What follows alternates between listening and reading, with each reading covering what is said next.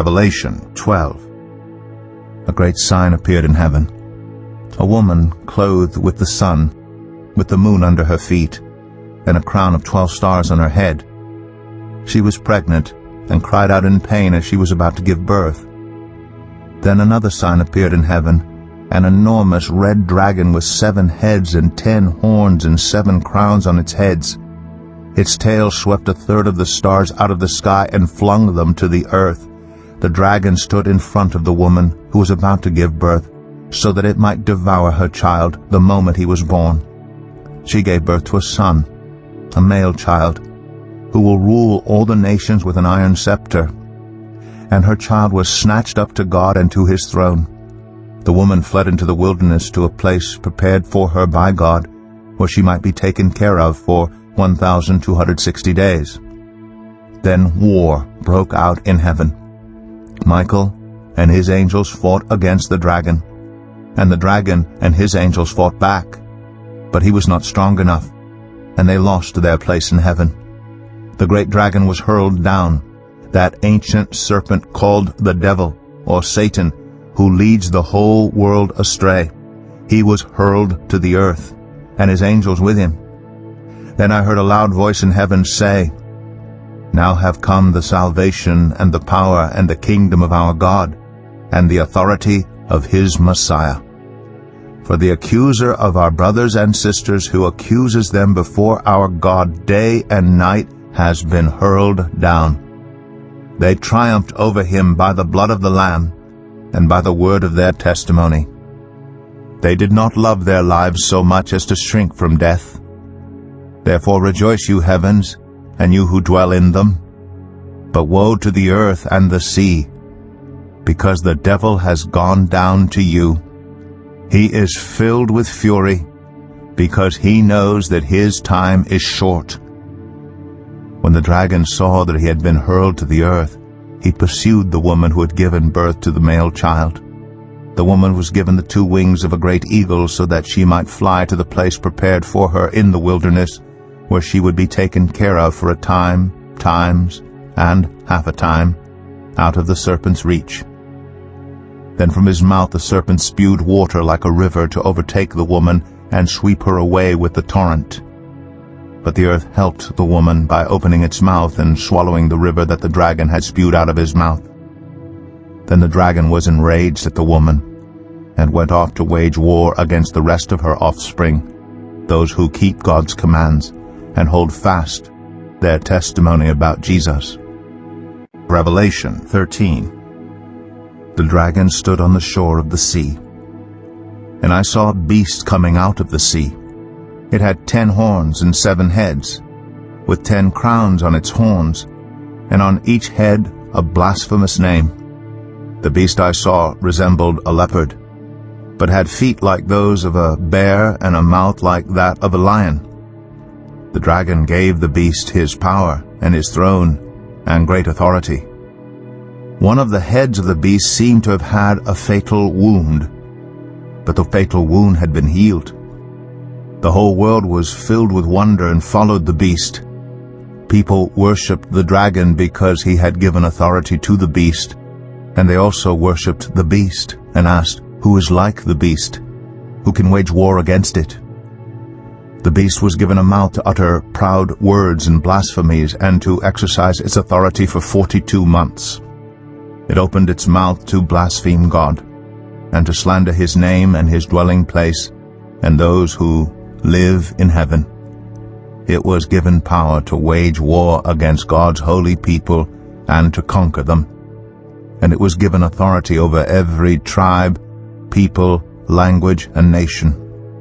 All inhabitants of the earth will worship the beast, all whose names have not been written in the Lamb's book of life, the Lamb who was slain from the creation of the world.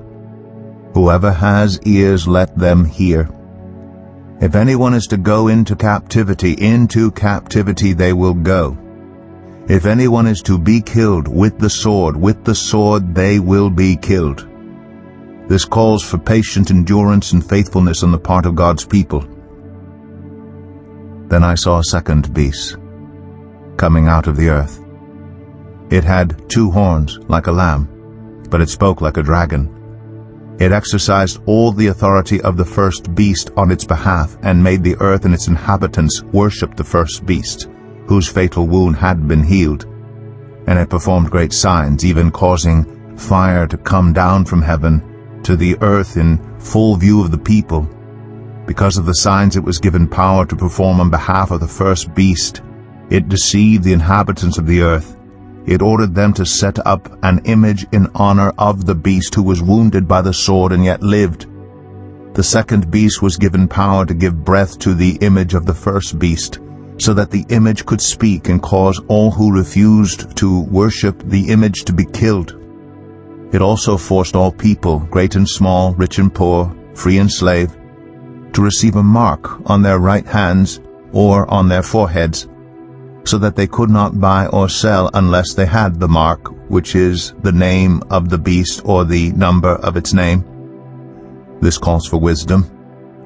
Let the person who has insight calculate the number of the beast, for it is the number of a man. That number is 666. Revelation 14. Then I looked, and there before me was the Lamb, standing on Mount Zion, and with him 144,000 who had his name and his Father's name written on their foreheads. And I heard a sound from heaven like the roar of rushing waters and like a loud peal of thunder. The sound I heard was like that of harpists playing their harps. And they sang a new song before the throne and before the 4 living creatures and the elders. No one could learn the song except the 144,000 who had been redeemed from the earth. These are those who did not defile themselves with women, for they remained virgins. They followed the Lamb wherever he goes. They were purchased from among mankind and offered as firstfruits to God and the Lamb. No lie was found in their mouths. They are blameless. Then I saw another angel flying in mid-air, and he had the eternal gospel to proclaim to those who live on the earth, to every nation, tribe, language, and people. He said in a loud voice, "Fear God and give him glory, because the hour of his judgment has come. Worship him who made the heavens, the earth, the sea, and the springs of water." A second angel followed and said, "Fallen, fallen is Babylon the Great, which made all the nations drink the maddening wine of her adulteries." A third angel followed them and said in a loud voice, "If anyone worships the beast and its image, and receives its mark on their forehead or on their hand, they too will drink the wine of God's fury, which has been poured full strength into the cup of his wrath. They will be tormented with burning sulfur in the presence of the holy angels and of the Lamb. And the smoke of their torment will rise forever and ever. There will be no rest day or night for those who worship the beast and its image, or for anyone who receives the mark of its name. This calls for patient endurance on the part of the people of God who keep his commands and remain faithful to Jesus." Then I heard a voice from heaven say, "Write this: Blessed are the dead who die in the Lord from now on. Yes, says the Spirit, they will rest from their labor, for their deeds will follow them."